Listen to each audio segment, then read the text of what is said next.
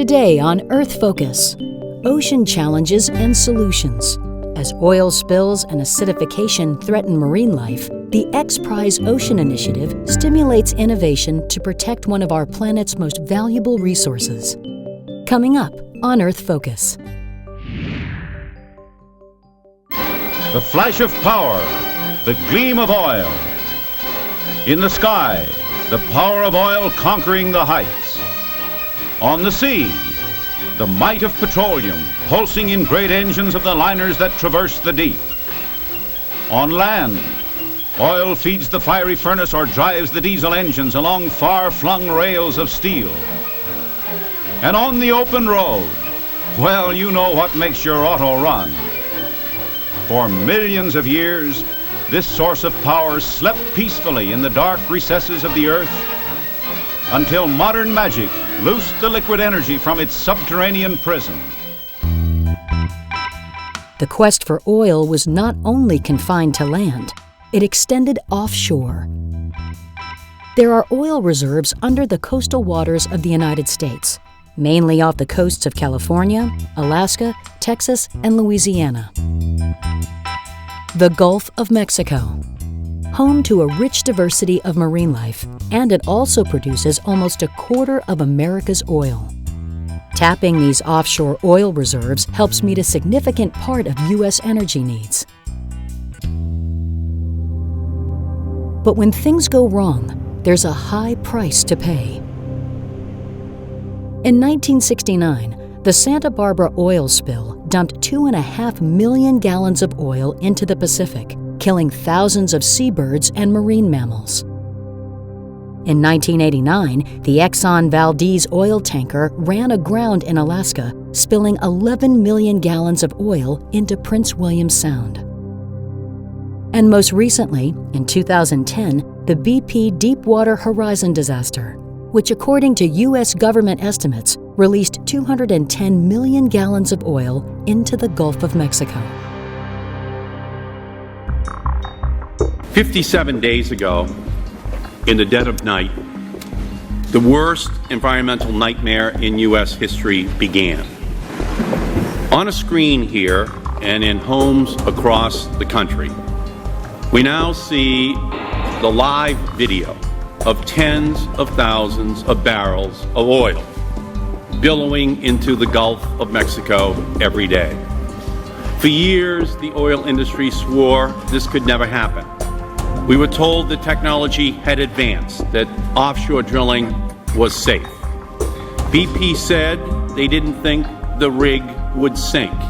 It did. They said they could handle an Exxon Valdez-sized spill every day. They couldn't. BP said the spill was 1,000 barrels per day. It wasn't, and they knew it. In preparation for this hearing, the committee reviewed the oil spill safety response plans for all of the companies here today. What we found was that these 5 companies have response plans that are virtually identical. The plans cite identical response capabilities and tout identical ineffective equipment. Over $1 million will be awarded to the teams that prove that their cleanup system could meet the competition's strictest requirements.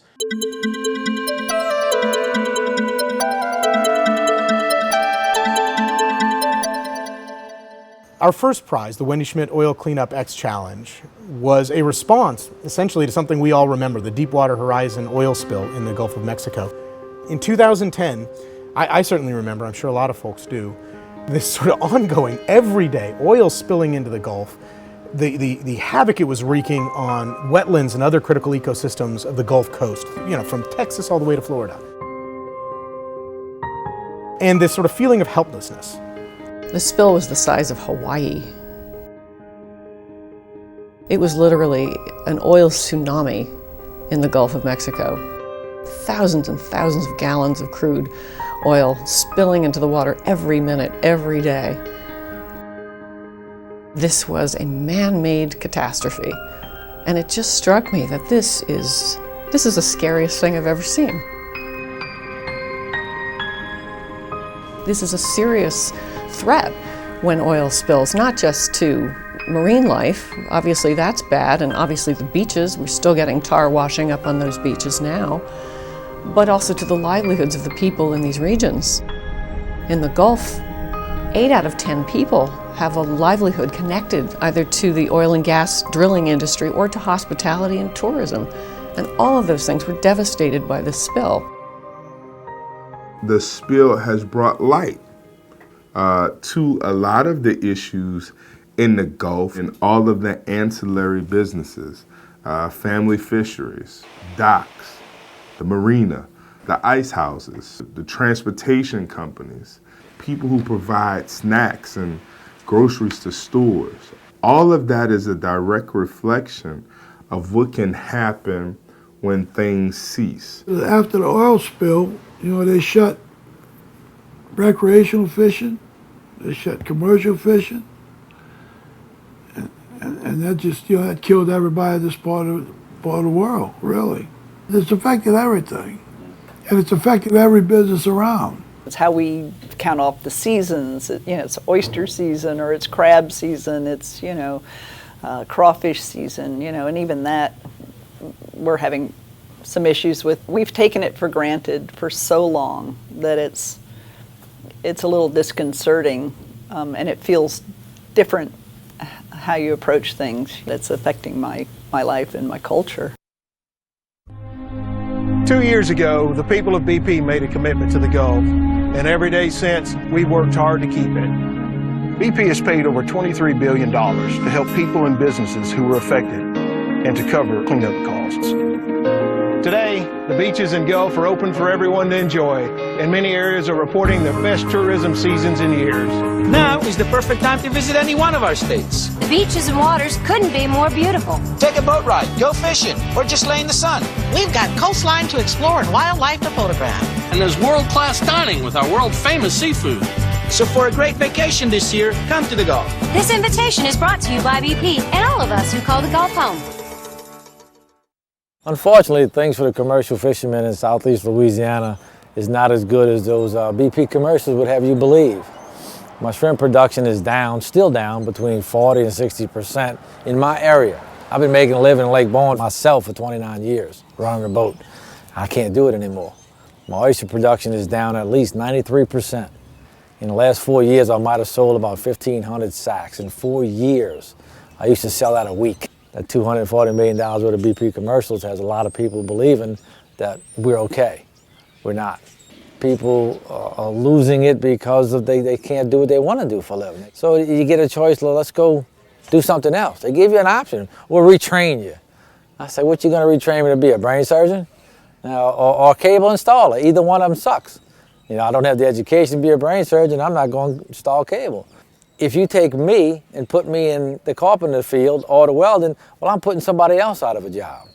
So here comes that domino effect we were telling you about. Oyster production is like the canary in the mine. Okay, the canary dies, you're in trouble, get out of there. Until we get our oyster population back, which filters the waters, we're not going to have a good environment. Commercial fishermen, you have highs and lows, economics, highs and lows with weather, hurricanes, but this man-made disaster is just lingering.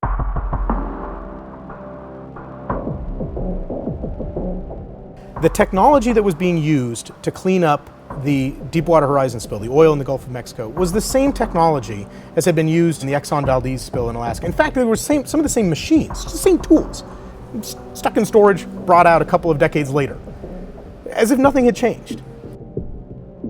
The industry hadn't moved from where it was in 20-something years. The idea of an X Prize challenge to find a better way to clean it up seemed like the most obvious and practical thing to do. So X Prize came up and set an audacious but achievable goal. 2,500 gallons per minute oil cleaned up at 80% rate of oil cleanup. And you have to do it in 14 months. That 2,500 gallons per minute was about double the industry standard. This is technologically achievable. It is. People just haven't been incented to do it. We have one shot to get this right. Once we launch the prize, we can't change the rules because the teams are spending their own money. And so we want to make sure we get it right. And so we spend a lot of time talking to all the potential stakeholders including those that would hopefully adopt these technologies and buy these technologies from the teams that are competing at the end of the day. The top 10 teams got to test at the only place in the world you could test oil spill technologies at scale. You can imagine, you can't just go spill oil in the ocean and test things out and see if they work. So there is actually a facility in New Jersey run by the US government on a naval base where you've got a massive tank, several football fields long, that allows you to spill oil and simulate oil cleanup. Renting that was quite expensive for us. And it was on a naval base, so it was very hard to get clearances. So these teams would not have been able to afford to rent this facility, nor would they have been able to get access to use this facility. And it also allowed us to create these more or less real-world conditions whereby we could test and see if these devices would work in the real world. All aboard!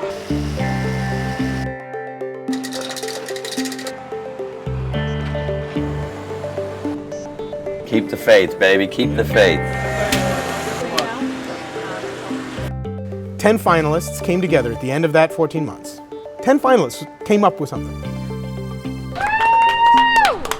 Nice job! Just like we planned. I've never seen a machine pick up so much oil ever. It's remarkable. And it turns out that the winning design at the end of the competition had actually been on somebody's drafting table several years earlier, but it was just sitting there. I mean, there was no demand for the new product, no need to clean things up better than we were already doing. With an overall oil recovery rate of 4,670 gallons per minute, more than 3 times the industry's previous best-tested recovery rate, our $1 million first-place winner, Team Elastic American Marine. In 2011, we awarded our Wendy Schmidt Oil Cleanup X Challenge. The winners, Elastic American Marine, of $1 million check. And this, of course, is the prize that they won for more than doubling the industry best standard for oil cleanup that had existed to that point. Prizes have actually been around for over 300 years. Back in 1714 was the Longitude Prize. It was a $20,000 prize put on by the British government to help us figure out where we were from a longitudinal basis when we were crossing the oceans. And everybody assumed when they put this prize out there that it would either be a ship's captain or it would be an astronomer that won this prize. And it was actually a clockmaker. And he was this outside innovator that nobody ever would have expected to win a prize like this. Napoleon used prizes. We have canned food because Napoleon's army needed to be fed, and so they figured out a way to preserve food, right? Lindbergh flew across the Atlantic for a prize. It was a $25,000 prize for the first person that could fly nonstop from Paris to New York or New York to Paris. And it went on and on and on, and in fact, prizes were one of the main tools that governments had to get innovation, because either, our modern research institutions weren't set up, or the money just wasn't being set. And then came around World War I, World War II, when the government really started funding innovation and just started throwing a ton of money at things, that prizes sort of dissipated. When we started the X Prize back in 1996, everybody knew that only governments, in fact only 2 governments, could put human beings into space. And the purpose of the X Prize was to change what everybody knew about that by requiring a demonstration of private spaceflight twice in 2 weeks with the same ship. And that kicked off the whole suborbital spaceflight industry. And launch of the SpaceX Falcon 9 rocket as NASA turns to the private sector to resupply the International Space Station. We can do this for other things. We could do this for energy and environment. We could do this for oceans. We can do this for exploration. We could do this for health. And that's what really launched the version of X Prize that you see today. Right? That is not just about space.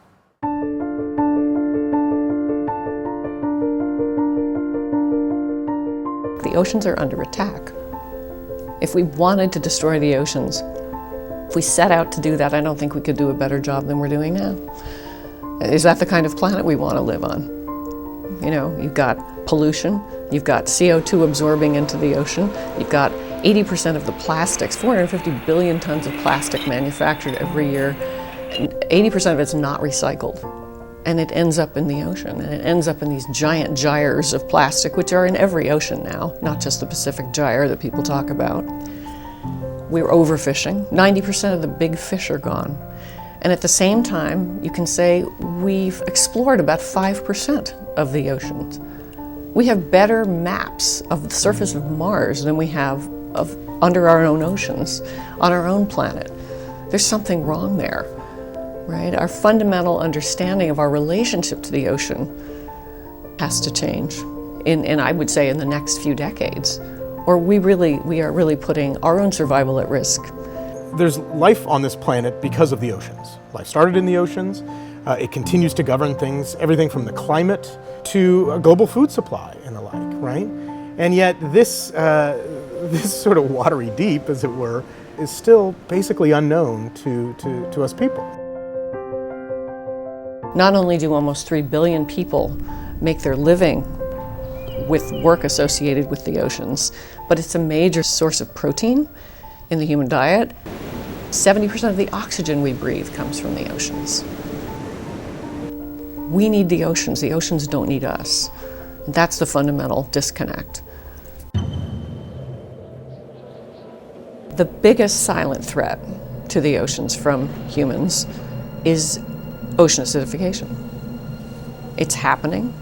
It's happening 10 to 100 times faster than at any time in the last 50 million years. In fact, since the 1900s, early 1900s, the ocean is 30% more acidic. pH, or the acidity of the ocean, is changing as a result of carbon dioxide in the atmosphere. This is ultimately the sort of evil twin of climate change. We look at global warming, we talk about the changes in our atmosphere, we need to look at the changes in our ocean. We've been pumping carbon dioxide into the atmosphere, especially since the Industrial Revolution, with the burning of fossil fuels. And that carbon dioxide has to go somewhere, and some of that is going into the oceans. They estimate about 30% has gone into the oceans, and the problem in the oceans is it has to react to that carbon dioxide, and that's how we get the phenomenon of ocean acidification. Over 70% of all of the oxygen in our air, the oxygen we breathe, is produced by phytoplankton in the ocean. That means when you're putting that at risk by changes in pH, you're putting at risk the very air we breathe, quite frankly, right? This is why it's a threat of geologic global proportions. If you like jellyfish more than shellfish, it's not a problem, because they're going to love an acidic ocean. All right, you have plenty of jellyfish. But if you like mussels and clams and oysters and things that you like to eat, they're in big trouble because they can no longer make their shells. We're seeing the effects of this already.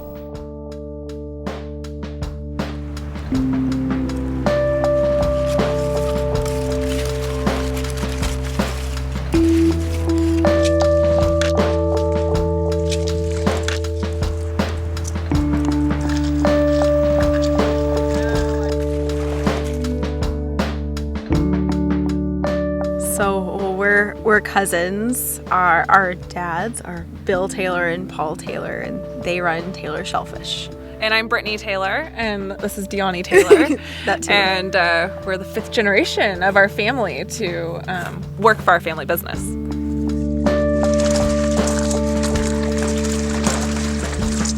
I really take pride in the fact that our company is part of a big community, and it's very family-like.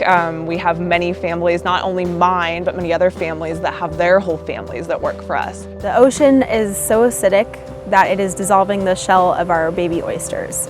Our farm is what has kept this family together. It's our glue. I can't imagine it would be devastating to lose that, such a big part of our history.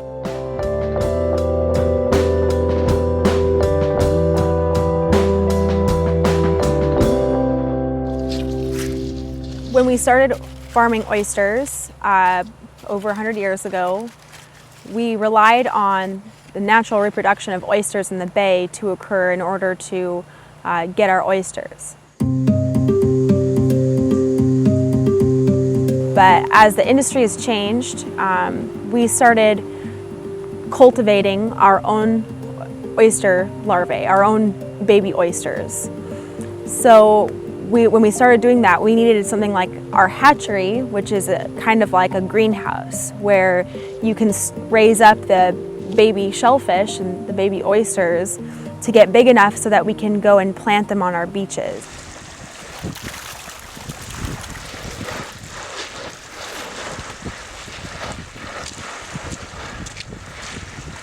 It took us a while to figure out what was happening in our hatcheries relating to ocean acidification, just because there's so many different things that can happen to make seed not survive. One of the things the hatcheries realized was that the clams and oysters were having problems forming their shell. So that made them look at the pH levels, because that kind of accounts for it. Shellfish is very vulnerable when it's first being created, and it's the acidity in the water that makes it hard for them to form their shells. So when it reaches the baby oysters in the first few days of life, that acidic water actually will dissolve the shell, which is calcium, and if they don't make it through the first few weeks of its life when it's being affected by ocean acidification, then we have no oysters to plant on our beach. So it's something that we truly experience and deal with on a day-to-day basis. It's not something that's going to happen potentially in 5 or 10 years. Along the coast of Oregon, there's a specific function called upwelling, where deeper water is coming up towards the surface. And it's that deeper water that is the acidic water. We don't know how bad ocean acidification is going to get. We're just starting to experience the consequences of it. What we're experiencing here in the Puget Sound is what other people will be experiencing not too long in the future. I definitely want to be able to pass on our business onto the next generation. Yeah, it'd be fun to share that experience with the next generation, like our dads shared with us.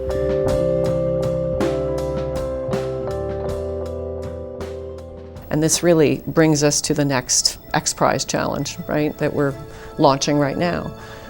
We're looking for teams to come together to develop accurate, portable, deployable sensors to tell us what the ocean pH is in various places. Right now, if you want to discover how acidic the ocean is, we can do that with devices that exist. In shallow, temperate waters, we can get a pretty accurate measurement.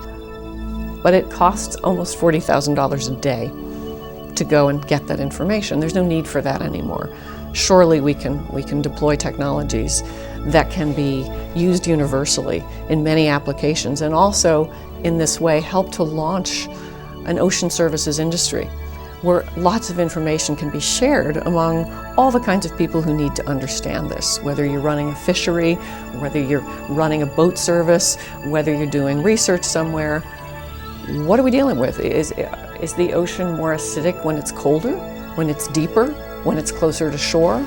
We don't know any of this information. So we're hoping through this competition that a lot of doors will open, and we really will improve the state of awareness about the health of our oceans. In fact, we're calling it Ocean Health X Prize, because a healthy ocean is not a rapidly acidifying ocean. And if it is, what are we going to do to mitigate that? You can't really do anything to adapt to ocean acidification or mitigate it until you understand how severe it is, where is it severe, how are the organisms adapting or not adapting to it. So it's really hard to say this is exactly what we're going to be able to do until we have these sensors in place. This prize is all about measurement. It's all about the fact that we haven't explored the physical parts of the ocean. We really haven't explored the chemistry of the ocean. And this prize is challenging a brand new generation of explorers to do just that. Create those tools that will give everybody the solutions ultimately to addressing what is a global threat to ocean health.